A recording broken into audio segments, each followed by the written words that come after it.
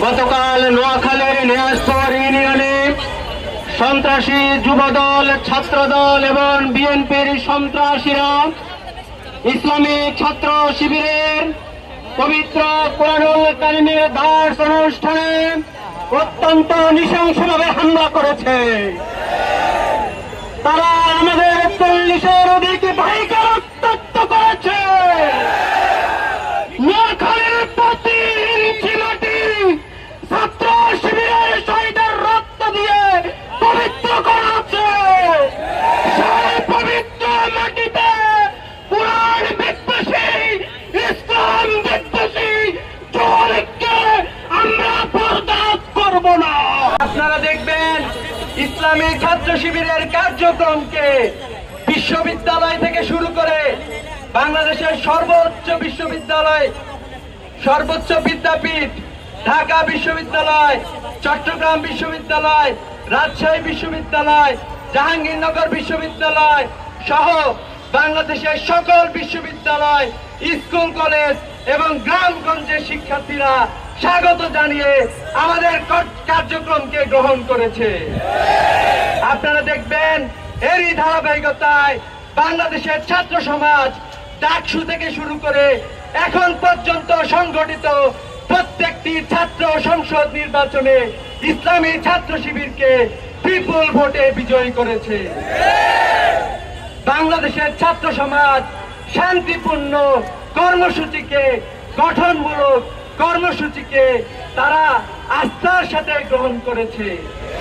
এজন্য আমরা দেখতে পেয়েছি ইসলামী ছাত্র শিবিরের কার্যক্রম গ্রাম থেকে গ্রামান্তরে, শহর থেকে লোকান্তরে, প্রত্যেকটা প্রান্তরে শিক্ষার্থীরা স্বতঃস্ফূর্তভাবে অংশগ্রহণ করেছে। আপনারা জানেন ইসলামী ছাত্র শিবির একজন শিক্ষার্থীকে দুনিয়া এবং আখিরাতে সবচেয়ে বেস্ট হিসাবে গঠন করার জন্য কার্যক্রম পরিচালনা করে থাকে। আল্লাহ তাআলা আমাদের যে দোয়া শিখিয়ে দিয়েছেন, রব্বানা আতিনা ফিদ দুনিয়া হাসানাতাও ওয়া ফিল আখিরাতি হাসানাতাও ওয়া কিনা আযাবান্নার। হে আল্লাহ, তুমি আমাকে দুনিয়া এবং আখিরাতে সফলতা দান করো। ইসলামী ছাত্র শিবির এ ধরনের একটি কার্যক্রম নিয়ে সামনের দিকে এগিয়ে যাচ্ছে।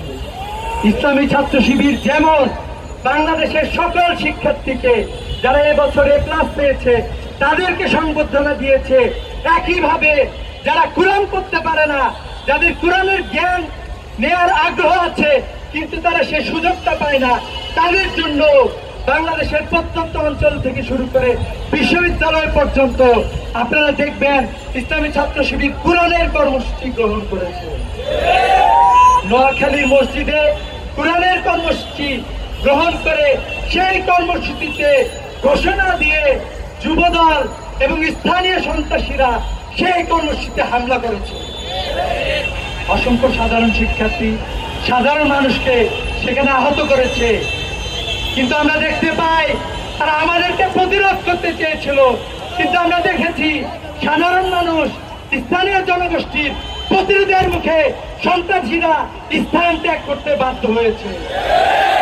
আমরা দাবি জানাতে চাই, যে সকল সন্ত্রাসীরা কোরআনের উপর আক্রমণ করতে চায়, কোরআনের উপরে কোরআনের কর্মসূচির উপর আক্রমণ করতে চায়, তাদের বিরুদ্ধে অনতিবিলম্বে তাদেরকে গ্রেফতার করতে হবে।